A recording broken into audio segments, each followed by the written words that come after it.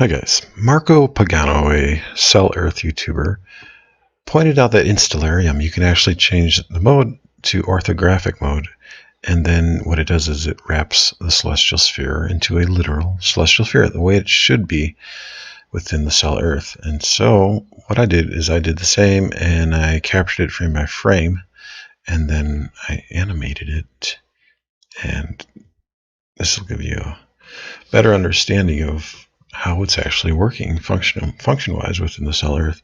I drew this green vertical line to show the meridian. You can actually see the sun. It's making the analemma pattern, the figure 8 in the sky.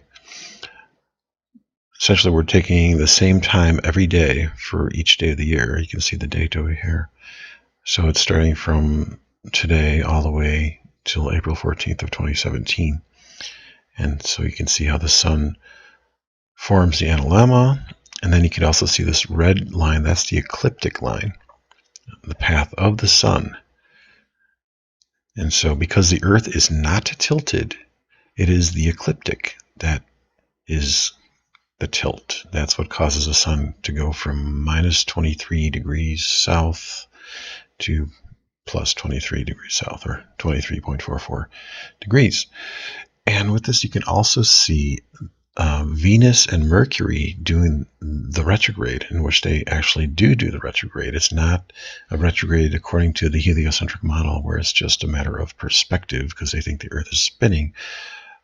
On the contrary, the planets are being affected by the sun, either magnetically or by temperature or both.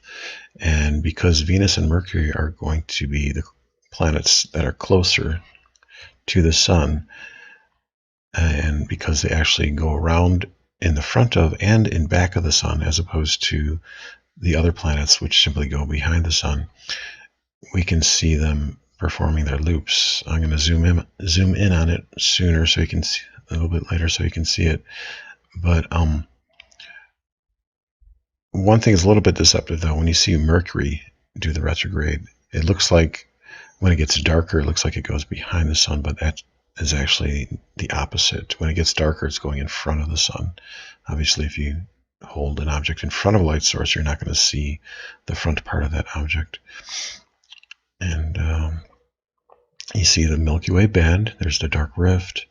It's angled at 60 degrees. And you can see how it is steering the sun, like I talked about before in my Milky Way video. When the sun goes through the Milky Way band during the solstices, like right now it's going to the summer solstice in June, because of the current in each separate hemisphere of the celestial sphere, it will actually change the direction of the sun. So right now it tilts it on a bank and it brings it down. It actually draws the sun southward, and then in the winter solstice it's going to turn back up and go northward again. So this is a really good display. One thing to keep in mind is that the sun is not pasted onto the celestial sphere, how it appears right here. Neither are the planets. So, but it's still a good working visualization for you to see what's going on. In my model, I have the sun outside of the celestial sphere as well as the planets. And that is taken from first-hand eyewitness account during a hypnagogic vision that I had when I was up in the celestial sphere on a raft in the celestial ocean, looking at the backside of the sun and seeing that it was not in the celestial sphere but actually outside of it. And that makes sense too if you understand how the planets operate. You watch my Orbit of the Planets videos. So this is really a good visualization if you understand what's going on. There's a celestial equator. It lines up with the equator of the Earth. I actually made the sphere a little bit transparent so you can actually see the octahedron behind it. And what I would have to show you is that the top of the octahedron is connected to the back of the sun, and so that's what's illuminating the sun. What's giving the sun its power. And so this is pretty cool. You see the constellations and you see the planets. So stay tuned, and I'll show you a up-close version of this. So thanks to you, Marco, for showing this to me, that you can do this in Stellarium.